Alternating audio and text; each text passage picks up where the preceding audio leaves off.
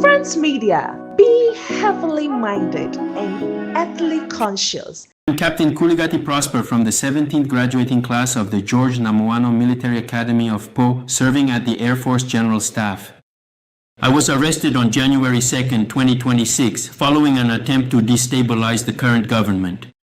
I was contacted 2 weeks ago by Lieutenant Colonel Paul Henry Sandaogo Damiba from a number in Togo. After several missed calls, when I picked up, he introduced himself and asked me to install Zangi, which I did. He contacted me a few times on Zangi to check on me, without saying anything else. I should specify that Colonel Damiba has had my number for a long time. One day, Colonel Damiba contacted me to ask if I had the Signal app. I said yes, and he told me that someone would contact me on the Signal platform. Someone did indeed contact me on Signal on behalf of Colonel Damiba, and his name is King David. I want to specify that King David is Captain Wedraogo David from the 14th graduating class. He is currently in Ghana. Over time, before the evening of December 31st, David and I would talk as a senior and a junior.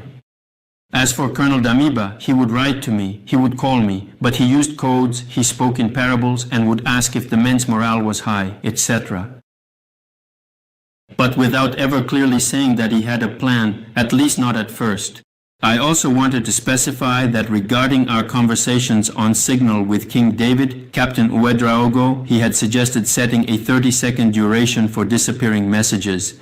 And also, when Colonel Damiba writes to me on Zangi, after 10 minutes, if I don't read it, he deletes it.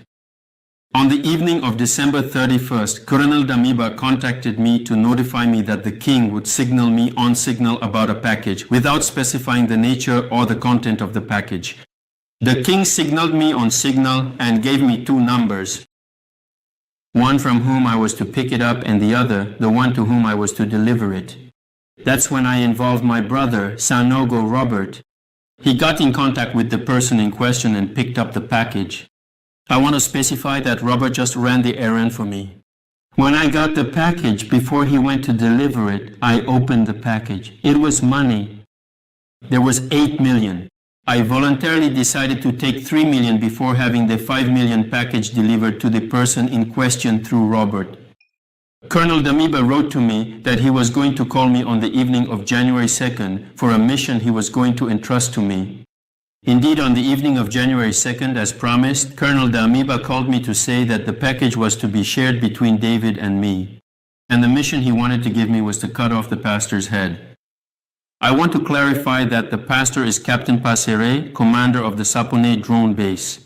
Once the pastor's head was cut off, the drones would become inoperative so that units could take action, because according to Colonel Damiba, the obstacle was the Sapone drone base. From his position, Colonel Damiba had set up his command post, from which he was in contact with people that only he knew and to whom he had assigned roles. All the missionaries and I were to take action on January 3rd at 11 p.m., according to Colonel Damiba's schedule. I asked for clemency from His Excellency Captain Ibrahim Traore, from the population, and from the entire military hierarchy. Friends Media, please subscribe to my channel for more updates.